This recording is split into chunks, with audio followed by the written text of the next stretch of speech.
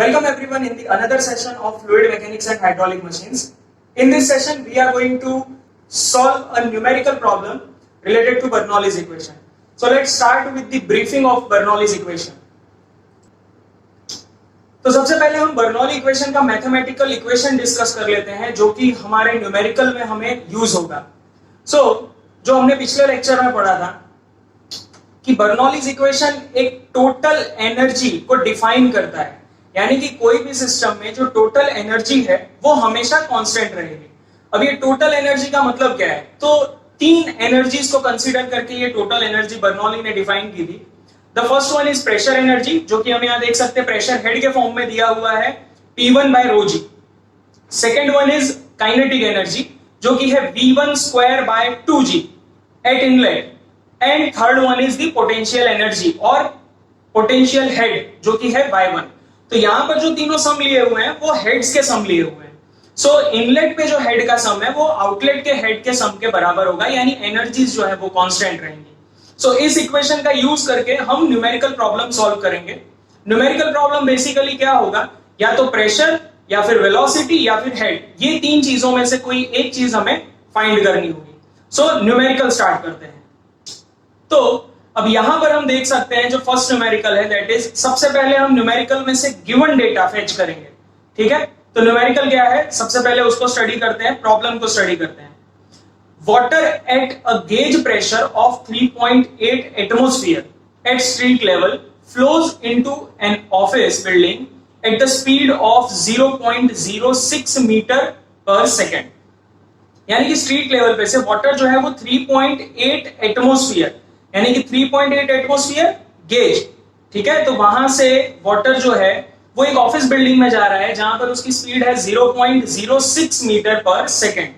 यानी जो 3.8 मीटर है वो हमारा इनलेट का प्रेशर है, 0.6 मीटर पर सेकेंड वो हमारी इनलेट की वेलोसिटी है. तो ये दो डेटा हमने यहां से फेच किया through a pipe of 5 centimetre diameter, यानी कि जिस पाइप से वो फ्लो हो रहा है, यानी इनलेट का जो डायमीटर है उस पाइप का दैट इज 5 सेंटीमीटर.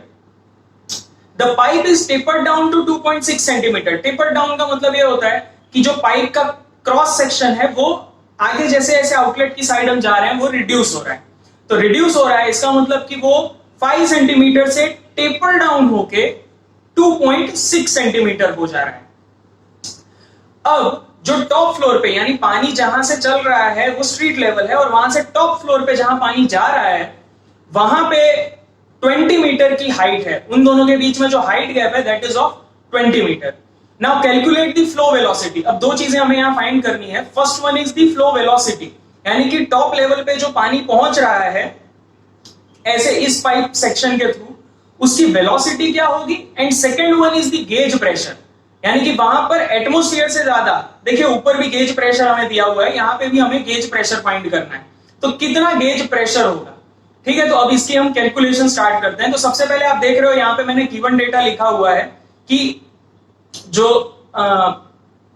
इनलेट का प्रेशर है दैट इज 3.8 एटमोस्फियर, मींस की P1 3.8 एटमोस्फियर है, which is 3.8 into 10 to the power 5 pascal. Then जो वेलोसिटी है दैट इज 0.6 मीटर पर सेकेंड, ये हमारी इनलेट की वेलोसिटी है. देन पाइप का जो इनलेट डायमीटर है वो 5 सेंटीमीटर है. देन जो अब हम आउटलेट की साइड आ जाते हैं, तो आउटलेट की साइड जो डायमीटर है 2.6 सेंटीमीटर है, और हमें पोटेंशियल दिया है दैट इज 20 मीटर अबव.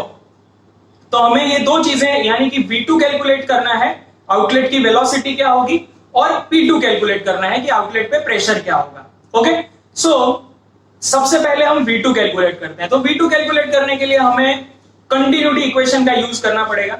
अब कंटिन्यूटी इक्वेशन क्या बोलता है, अगर हम सिर्फ एक पाइप का क्रॉस सेक्शन लें, then in every cross section, कोई भी क्रॉस सेक्शन में जो डिस्चार्ज होगा वो कांस्टेंट होगा, यानी कि A1 V1 is equal to A2 V2. तो A1 हम सिंपली यहां से कैलकुलेट कर सकते हैं क्योंकि हमें डायमीटर D1 दिया हुआ है. तो D1 अगर दिया है तो A1 इजीली कैलकुलेट हो जाएगा पाई बाय 4 D1 स्क्वायर से. ठीक है, सो पाई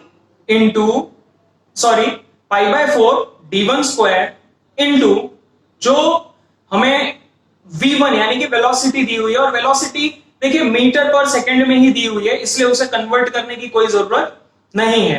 ठीक है, तो वेलोसिटी हमको मीटर पर सेकंड में ही दी हुई है, तो डायरेक्टली हम उसे इजीली यहां पर 0.60 मल्टीप्लाई कर सकते हैं, उसे कन्वर्ट करने की कोई जरूरत नहीं है। अब आउटलेट की साइड पे, आउटलेट की साइड जो एरिया है वो आप अलग से भी निकाल सकते हो, डायरेक्टली इक्वेशन में भी प्लेस कर सकते हो।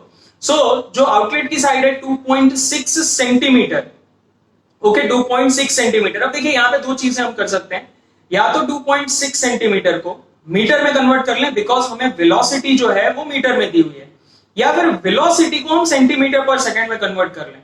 ठीक है, तो दोनों इजी रहेगा हमारे लिए।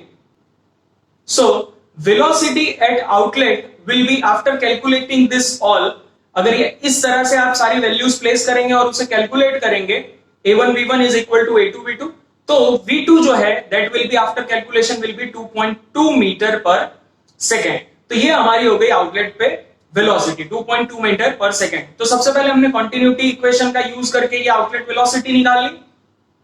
अब हम बर्नौली इक्वेशन का यूज करते हैं और सेकेंड क्वांटिटी जो हमें गेज प्रेशर निकालना है वो हम कैलकुलेट करते हैं। तो सबसे पहले इक्वेशन क्या है वो हम यहां पे लिखते हैं। तो इक्वेशन है P1 that is pressure at inlet plus rho g H1।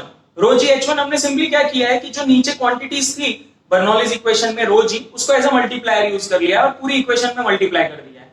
So P1 plus rho g H1 plus kinetic energy, तो इनलेट पे काइनेटिक एनर्जी क्या होगी, हाफ रो V1 स्क्वायर। तो half rho V1 square is equal two similarly यही सारी quantities outlet पे। तो outlet पे क्या क्वांटिटीज होगी, आउटलेट पे क्वांटिटीज होगी P2 आउटलेट पे जो प्रेशर जो हमें फाइंड करना है, plus rho g H2 plus half rho V2 square, यानी कि आउटलेट पे जो वेलोसिटी है यानी काइनेटिक एनर्जी। ओके, अब ये सारी वैल्यूज हम प्लेस करते हैं। तो सबसे पहले P1 की क्या वैल्यू है 3.8 एटमोस्फियर। तो 3.8 एटमोस्फियर का मतलब है 3.8 into 10 to the power 5 pascal. देखिए हमें सब कुछ ऐसा ही यूनिट में ही रखना है। तो 3.8 into 10 to the power 5 pascal plus rho g H1, या फिर सबसे पहले हम लिख लेते हैं जो वेलोसिटी हमने फाइंड की। ठीक है, तो वेलोसिटी जो ऑलरेडी गिवन है हमें इनलेट पे, सो हाफ इंटू 1000 क्यों यूज किया हमने यहां पे, क्योंकि रो वाटर का है। ठीक है, ये काइनेटिक एनर्जी में लिख रहा हूं, half 1000 that is rho into V1 square that is 0.6 का स्क्वायर। ओके, अब ग्राउंड लेवल पे हमने एज अ रेफरेंस उसको ले लिया है, तो ग्राउंड लेवल पे उसका रेफरेंस जो है तो हाइट जो है वो 0 हो जाएगी। तो हाइट 0 हो गई तो कोई भी पोटेंशियल एनर्जी हम एज्यूम करते हैं कि यहां पर नहीं है, क्योंकि हमारा रेफरेंस ही वही है। ठीक है, उसके रेफरेंस में हम 20 मीटर हाइट पे वाटर ले जा रहे हैं। सो माइनस, अब इसमें से क्या माइनस करेंगे, तो देखिए P2 की वैल्यू तो है नहीं हमारे पास। ठीक है, तो P2 एज इट इज रहेगा, अपोजिट साइड में राइट हैंड साइड में P2 जो है वो एज इट इज रहेगा, प्लस रो जी H2। अब रो जी H2 यानी कि रो 1000 G 9.8 और H2 यानी कि जो हाइट है रेफरेंस से जो हाइट है, तो हाइट कितनी है 20 मीटर तक हमको वाटर ले जाना है, तो 20। अब ये मीटर में ही है तो इसे कन्वर्ट करने की कोई जरूरत नहीं है, प्लस काइनेटिक एनर्जी। तो एग्जिट पे कितनी काइनेटिक एनर्जी है, same half rho V square. So half into 1000 into V कितना है, तो देखिए हमने कैलकुलेट किया था 2.2 मीटर। आउटलेट पे जो वेलोसिटी है वो हमने कैलकुलेट की थी, आउटलेट पे जो वेलोसिटी है वो हमने कैलकुलेट की थी 2.2 मीटर, तो 2.2 का स्क्वायर। तो ये एक हमको जनरल इक्वेशन मिल गई। अब सिंपली क्या करना है, P2 को एक साइड रख देते हैं और बाकी जो पूरी इक्वेशन है यानी कि 3.8 इंटू 10 की power 5 plus half of 1000 into 0.6 का square minus rho g H2 that is 1000 into 9.8 into 20 minus half rho V square that is 1/2 into 1000 into 2.2 का स्क्वायर। अब ये पूरी इक्वेशन को जब हम सॉल्व करेंगे तो हमें आंसर मिलेगा P2 का that is 2.8 into 10 to the power 5। That is in pascals. तो ये जो हमें वैल्यू मिल जा रही है, ठीक है, ये हमारी आ जाएगी जो गेज प्रेशर का हमारा आंसर आना चाहिए। यानी कि आप देख रहे हो कि हाइट पे जैसे ही वाटर जा रहा है उसकी पोटेंशियल एनर्जी बढ़ रही है, तो सामने क्या हो रहा है, उसकी जो प्रेशर एनर्जी है वो रिड्यूस हो जा रही है, प्रेशर एनर्जी रिड्यूस हो रही है। और कॉन्टिन्यूटी इक्वेशन भी यहां प्रूव हो रही है कि एरिया जैसे जैसे रिड्यूस हो रहा है तो उसकी काइनेटिक एनर्जी बढ़ रही है। सो काइनेटिक एनर्जी और पोटेंशियल एनर्जी दोनों बढ़ रही है, तो सामने जो प्रेशर एनर्जी है उसको रिड्यूस होना पड़ रहा है, यानी बर्नौलीज इक्वेशन जो यहां पर है हमारी प्रूव हो जाती है। ओके, सो अब हम दूसरा न्यूमेरिकल प्रॉब्लम ले लेते हैं related to Bernoulli's equation. So let's first of all हम क्या करेंगे, डेटा फेच करेंगे as usual. So a styrofoam cylinder filled with water sits on a table. You then poke a small hole, मतलब एक cylinder है उसमें हमने एक छोटा सा नीचे होल कर दिया है जो कि 20 सेंटीमीटर बिलो है, यानी टॉप जो है वहां से 20 सेंटीमीटर बिलो है होल। अब वहां से जो भी वाटर निकल रहा है उसकी हमें वेलोसिटी फाइंड करनी है। तो बहुत ही सिंपल न्यूमेरिकल है। देखिए, सबसे पहले यहां पर डेटा गिवन अगर मैं फेच करूं तो मुझे सिर्फ एक ही क्वांटिटी पता है, दैट इज हाइट, यानी कि पोटेंशियल मेरे पास है 20 सेंटीमीटर का पोटेंशियल है, और ये जो होल है इसे मैं रेफरेंस ले लूंगा। सो सबसे पहले हम यहां पे बर्नौली इक्वेशन लिखते हैं। तो बर्नौली इक्वेशन है क्या, सो रो जी y1, दैट इज, देखो प्रेशर को हमें यहां पे इग्नोर करना है, बिकॉज प्रेशर एनर्जी यहां पर क्यों इग्नोर करनी है हमें, क्योंकि इनलेट और आउटलेट पे इतना प्रेशर कोई होगा नहीं, ठीक है। तो प्रेशर एनर्जीज को हमें इग्नोर करना है, तो हमारे पास दो दूसरी एनर्जी बचती है, यानी कि वेलोसिटी एनर्जी, काइनेटिक एनर्जी और पोटेंशियल एनर्जी, यानी इन दोनों का ही एक दूसरे में कन्वर्जन होगा। सो जो सबसे पहले मैं यहां इक्वेशन लिख रहा हूं आप देख लो, प्रेशर एनर्जी को निकाल के जो इक्वेशन बचता है that is rho g y1 plus half rho v1 square, okay, plus pressure energy, but वो हम इग्नोर कर रहे हैं, इज इक्वल टू जो एग्जिट है यानी कि जहां पर हमने होल किया है that is rho g y2 plus half rho v2 square plus obviously p2, but we are ignoring it because of its value is very less against these all energies. So ignorance के बाद जो equation बचेगा वो exactly यही equation होगा। अब यहां पर जो एनर्जी टॉप पर है और जहां पर हमने होल किया है, एग्जैक्टली जहां होल किया है वो रेफरेंस लाइन है, तो वहां पर पोटेंशियल एनर्जी क्या हो जाएगी, जीरो हो जाएगी। तो मैक्सिमम पोटेंशियल एनर्जी कहां होगी, 20 सेंटीमीटर की हाइट पे होगी, और होल जहां पर है वहां पर पोटेंशियल एनर्जी जो है वो जीरो हो जाएगी। यानी कि अगर दो पार्ट हैं इसमें, left hand side and right hand side, तो जो आरएचएस है वहां पर पोटेंशियल एनर्जी जीरो हो जाएगी, यानी वहां पर जहां हमने होल किया है वहां सिर्फ काइनेटिक एनर्जी है। तो वहां से हमारी इक्वेशन सिर्फ बच जाती है क्या, half rho v2 square, okay, half rho v2 square.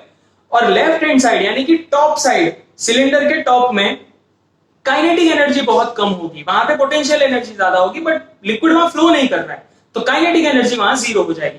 So overall जो इक्वेशन बच रहा है that is rho g y1 is equal to, यानी कि टॉप साइड पे सिर्फ पोटेंशियल एनर्जी है और नीचे जहां होल किया है वहां पर सिर्फ काइनेटिक एनर्जी है, which is equal to half rho v2 square.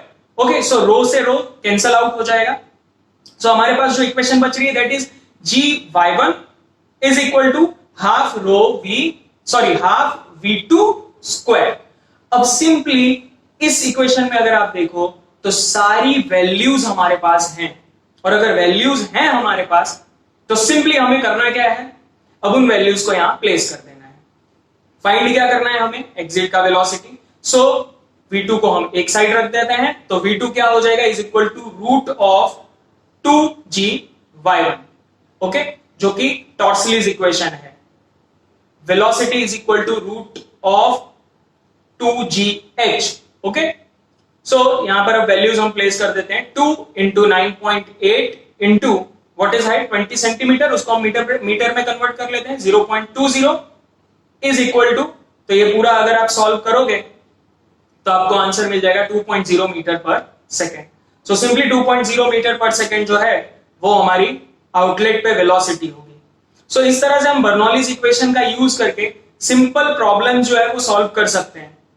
But बस इसका एक ही फ्लॉ है दैट ये हम रियल फ्लूइड्स पे अप्लाई नहीं कर सकते, अप्लाई कर सकते हैं बट आंसर्स जो हैं वो थोड़े से डिफरेंशिएट होते हैं, जिसके लिए हमको फिर एक्सपेरिमेंटल रिजल्ट्स पे जाना पड़ता है। सो होपफुली बर्नौलीज इक्वेशन के न्यूमेरिकल्स आपको समझ में आ गए होंगे। Now here are some important questions from the above topic. You can try out these by clicking on the Google link given below in the description. Thank you for watching the video.